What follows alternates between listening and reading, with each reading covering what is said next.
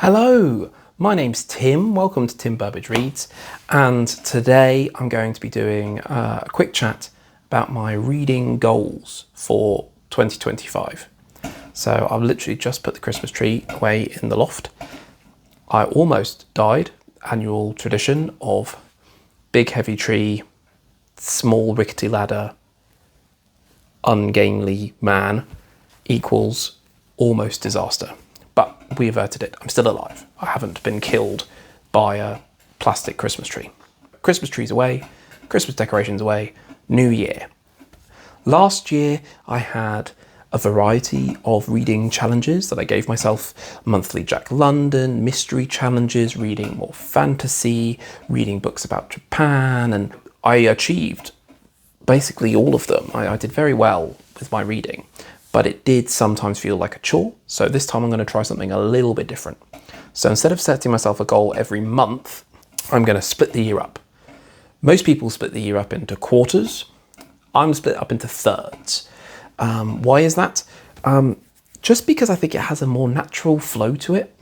Start of the year till April, kind of Easter time, and then you go from Easter till the summer holidays, August, kind of May to August, and then come back from holidays, September to December, the rest of the year. So I think those three chunks work quite well, and that's how I'm planning to do it. Instead of having a challenge every month, I'm going to do a challenge for these thirds of the year, these chunks of the year.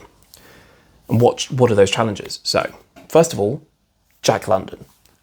I still really enjoy reading a lot of his books. I've got 8 novels left of his entire back catalogue to read.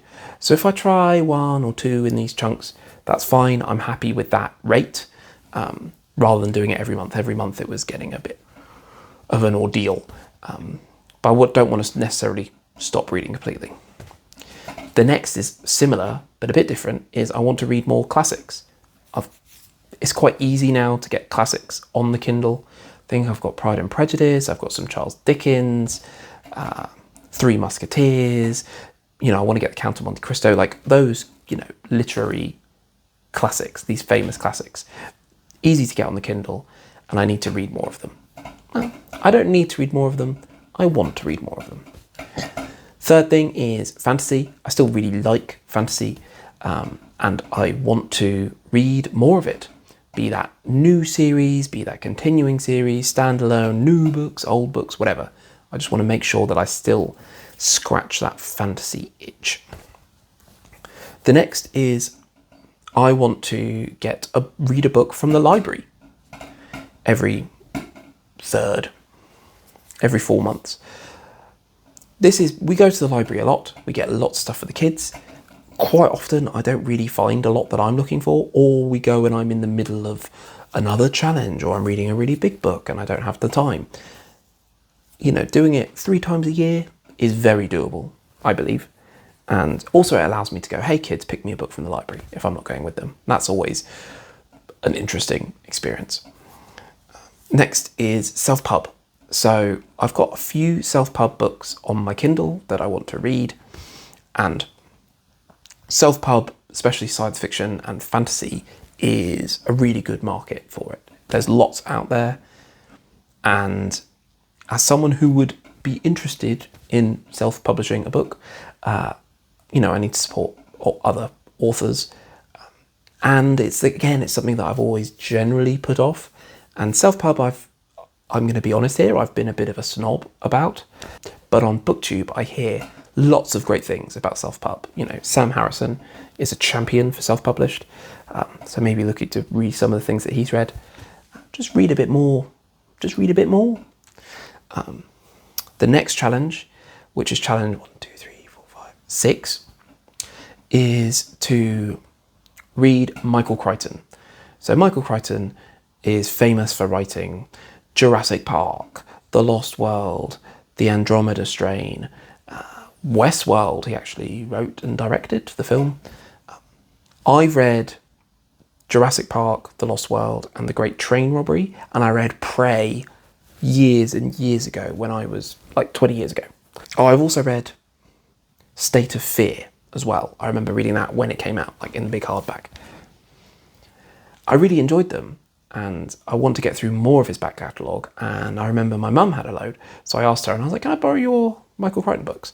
So she lent me Timeline, Congo, Prey, State of Fear, and maybe something else. Airframe, that's it. And I want to kind of work my way through those as well. I'm especially excited about Congo because I remember my mum telling me it was a very good book and a terrible film. The next challenge number 7, is read some non-fiction. Read at least one non-fiction book every chunk, every third.